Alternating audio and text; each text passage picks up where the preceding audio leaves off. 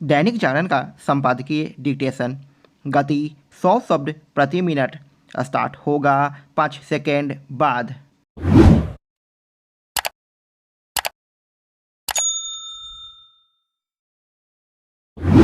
Start. Rahul Gandhi ने एक बार फिर यह सिद्ध किया कि वह अपनी गलतियों से कभी सबक नहीं सीखते। इस बार उन्होंने प्रधानमंत्री नरेंद्र मोदी पर प्रहार करने के लिए कहा कि हिंदू धर्म में एक शब्द है शक्ति और हम उससे ही लड़ रहे हैं। इसमें संदेह नहीं कि वह नरेंद्र मोदी से पूरी आक्रामकता के साथ राजनीतिक लड़ाई लड़ रहे हैं, लेकिन समझना कठिन है कि सत्ता की शक्ति का मुकाबला करने के लिए उन्हें यह कहने की क्या आवश्यकता थी कि हिंदू धर्म में एक शब्द है शक्ति। आखिर उन्हें हिंदू धर्म का उल्लेख करने की क्या ज़रूरत थी यदि वह शिव भक्त हैं और यह दावा करते हैं कि उन्होंने हिंदू धर्म के शास्त्रों का अध्ययन किया है, तो फिर उन्हें इतनी साधारण सी बात तो पता होनी ही चाहिए कि हिंदू धर्म में शक्ति की क्या मान्यता और महत्व है। उन्हें सत्ता की शक्ति और हिंदू धर्म की शक्ति में अंतर करना तो आना ही चाहिए। इस पर आश्चर्य नहीं कि प्रधानमंत्री मोदी ने राहुल गांधी के अनावश्यक वक्तव्य को लेकर उन पर निशाना साधा। निशाना सही निशाने पर लगा। यह इससे प्रमाणित होता है कि अब राहुल गांधी के साथ कांग्रेस के अन्य नेता स्पष्टीकरण देने के साथ यह समझाने में लगे हुए हैं कि शक्ति के इतने प्रकार होते हैं और उनके कहने का यह नहीं वह मतलब था। इससे काम चलने वाला नहीं है, क्योंकि राजनीतिक लड़ाई में हिंदू धर्म की शक्ति का उल्लेख करने का कहीं कोई औचित्य नहीं बनता था। यदि उन्हें यह औचित्यपूर्ण लगता है तो क्या वह अन्य पंथों के रूपक का इसी तरह इस्तेमाल करते हुए अपने राजनीतिक विरोधियों पर हमला करने का साहस दिखाएंगे। यह पहली बार नहीं है जब राहुल गांधी ने नरेंद्र मोदी पर निशाना साधने के लिए अर्थ का अनर्थ करने वाला बयान देकर कांग्रेस को राजनीतिक रूप से नुकसान पहुंचाने का काम किया हो। राहुल गांधी को तो यह अच्छे से पता होगा कि जब उन्होंने चौकीदार चोर है का जुमला उछाला था तो भाजपा ने किस तरह उसका उपयोग अपने पक्ष में कर लिया था। इसी तरह उन्हें यह भी स्मरण होना चाहिए था कि सर्जिकल स्ट्राइक के बाद उनका खून की दलाली वाला बयान किस तरह कांग्रेस पर भारी पड़ा था। राहुल गांधी ने हिंदू धर्म की शक्ति वाला बयान अपनी भारत जोड़ो न्याय यात्रा के समापन के अवसर पर दिया। ऐसा करके उन्होंने यही मौका उपलब्ध कराया कि इस यात्रा के स्थान पर उनके इस बयान की चर्चा हो।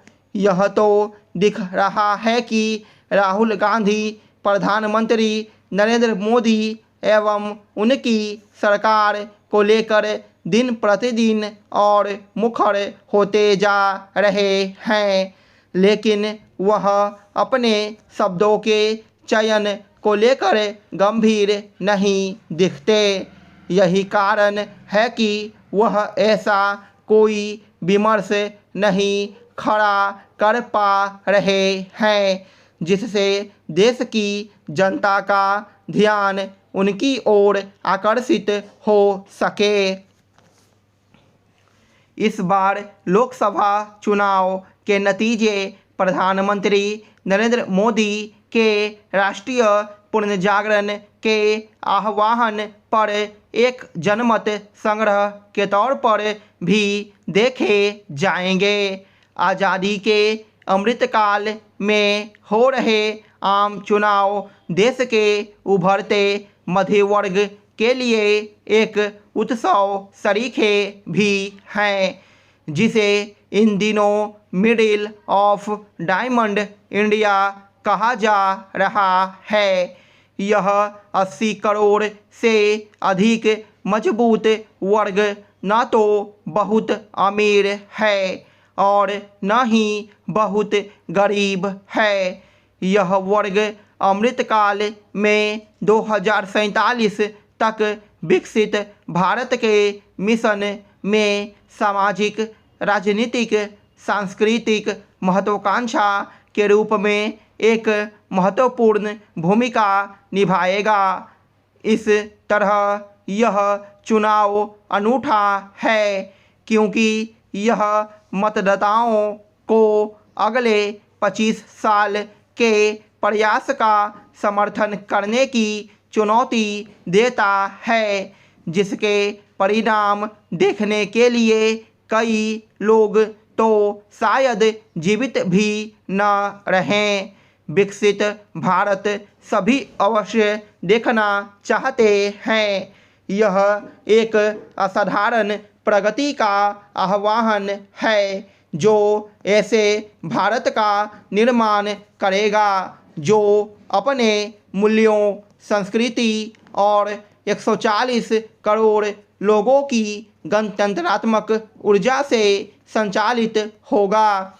यह ऐसे विकास की भी चर्चा करता है जो देश की विशाल मानव आबादी के साथ साथ हमारी संस्कृति और प्रकृति के साथ मेल खाता है। इसमें नागरिकों, सरकारों और निजी क्षेत्र के संयुक्त प्रयास के माध्यम से एक विकसित भारत बनाने की क्षमता है, जिसे प्रधानमंत्री जनभागीदारी कहते हैं। चीन ने अरुणाचल प्रदेश को लेकर फिर से उकसावे वाला बयान दिया है।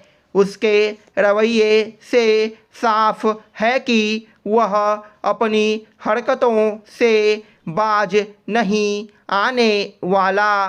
चीन ने तिब्बत पर अपने कब्जे का इस्तेमाल करते हुए जब अक्साई चीन को हड़पने का काम किया था, तब प्रधानमंत्री रहे पंडित नेहरू ने कड़ी प्रतिक्रिया वाला पत्र चीन सरकार को भेजने का निर्देश दिया।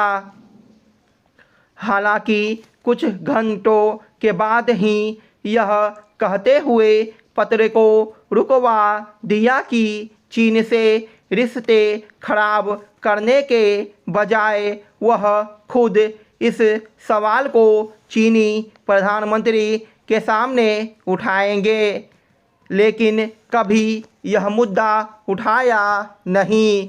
जब इस भारतीय इलाके में बनी 1200 किलोमीटर लंबी सड़क G219 के उद्घाटन समारोह के लिए चीन सरकार ने पीकिंग, आज का बीजिंग में भारतीय राजदूत को भी न्योता भेजा, तब भी नेहरू सरकार की मूल आपत्ति बस इस सवाल पर थी कि चीन सरकार के मजदूर भारत से वीज़ा के लिए बिना वहाँ कैसे गए? अक्साई चीन का क्षेत्रफल पूरे भूटान देश जितना है। स्टॉप।